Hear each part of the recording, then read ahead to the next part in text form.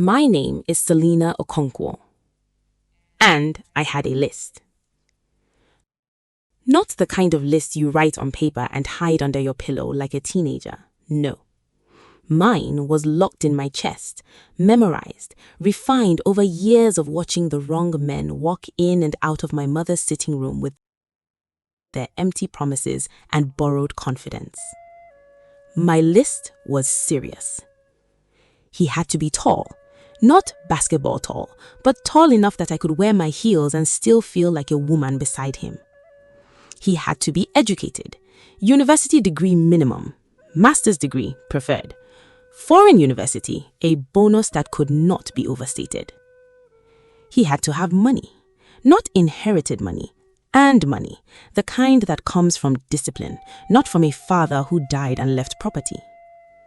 He had to be presentable, the kind of man you introduce at your company's end-of-year dinner and watch your female colleagues go quiet. And he had to choose me like I was the answer to a question he had been asking his whole life. Was that too much to ask? Carol said yes, every single time. Celina, you have written a job description, not a prayer point.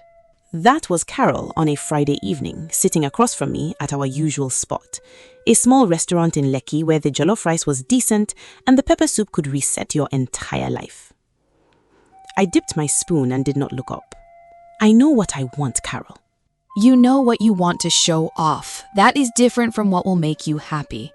Happiness is easier when the man is not a liability. She laughed, that loud, shameless Carol laugh that turned heads at the next table. Celina, you are 28 years old. You have a good job, you have your own flat, you are not looking for provision, you are looking for a trophy. I finally looked up. I am looking for a partner who matches my level. Is that a crime? Carol picked up her fork and pointed it at me gently.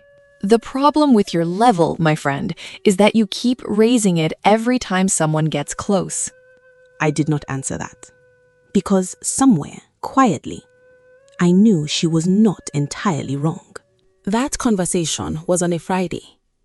By Sunday, my mother had already made an appointment with Destiny, though I did not know it yet. My mother called at exactly 11 in the morning. I was still in my house clothes, halfway through a cup of tea, when her name appeared on my screen. I answered, "Celina, are you coming for lunch today?" "Mama, I told you I have laundry." "The laundry will wait. Come by 2 o'clock. I am making ofe aku." She dropped the call. I stared at my phone. My mother has never in her life called to discuss laundry. When she says come, she means something is waiting. Usually something she has already decided. I wore a simple midi dress, wine-colored, modest, flat sandals. I was not expecting an audience. I should have worn the heels. I smelled the palm fruit soup from outside the gate. My mother's kitchen is the one place in the world where time slows down and everything feels like it might be okay. I pushed open the front door and heard voices. Male voices. I stopped in the corridor.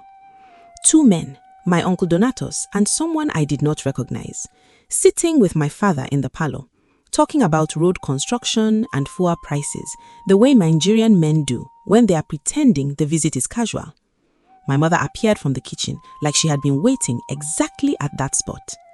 "Celina, you came." She hugged me quickly, then lowered her voice. "That is Emeka. Donatus brought him. Just be natural." I looked at her. "Mama, just greet them and sit down. Nobody is forcing anything. Just sit." I sat, and I looked at Emeka Obi for the first time. He was not unhandsome, let me be honest about that. He had a calm face, the kind of face that did not announce itself. Dark skin, clean and even, low cut, well shaped. He was wearing a plain blue shirt tucked into dark trousers. No watch that I could see, no designer anything. He stood when I entered, which I noticed, and he smiled. A quiet smile, not the performance smile men give when they want to impress, just a plain, ordinary smile. Good afternoon.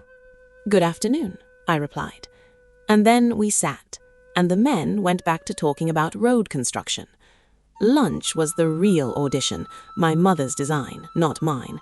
She arranged it so that Emeka and I ended up at the same end of the table, while the older people anchored the other end in a separate conversation about extended family matters I had no energy for. Emeka did not rush to fill silence. That surprised me. Most men, especially men who had been brought to meet a woman, performed. They talked too much. They listed their achievements like a CV presentation. They laughed too loudly at their own jokes. Emeka just ate. After a while, he said, "Your mother's ofe akwu is very good." "I know." "Do you cook?" "When I want to." He nodded, unbothered. Then I asked, almost against my own will, "What do you do?" "Civil engineering. Infrastructure projects mostly. Roads, bridges." "Here in Lagos?" "Lagos, Abuja, sometimes Port Harcourt, wherever the contract takes me." "So you travel a lot?" "Enough." Like he had already learned how to live without needing too much from anyone. I waited for him to ask about me, to pivot the conversation back to himself with a bigger number or flashier project. He didn't. "And you?" "Finance, asset management." "You enjoy it?" Nobody had asked me that in a long time. Not what do you do, but do you enjoy it? "Most days," I said, honestly. He nodded again. That quiet nod. He left before 4 o'clock. No drama, no extended goodbye. He thanked my parents, shook my father's hand, and told my uncle he would call him during the week. He looked at me briefly before stepping out. "It was nice to meet you, Celina." "You too," I said, and he was gone. My mother materialized beside me the moment the gates closed. "So, he seems fine, Mama. Fine. That is all?" She repeated the word like it had disappointed her personally. "What do you want me to say? I just met him." She studied my face for a moment. "He is a good man, Celina. Donatos had known his family for 20 years. He is serious. He is building. He has no—" "Mama, I hear you. I just need time." I touched her arm gently. She nodded slowly, but her eyes said she already knew something I didn't. I drove home that evening, replaying the afternoon in my head. He was fine. That was the honest truth. He was decent, respectful, calm, but he was not what I had imagined. He did not fill a room. He did not have that magnetic, undeniable pull that made you forget your own name. He was just steady. And I had never trusted steady, because steady, in my experience, was what men called themselves before they became boring. 2 weeks later, I met Dike Nwosu at a colleague's birthday dinner. And the moment he walked into that room, I forgot every sensible thought I had ever had. He was exactly what I had described.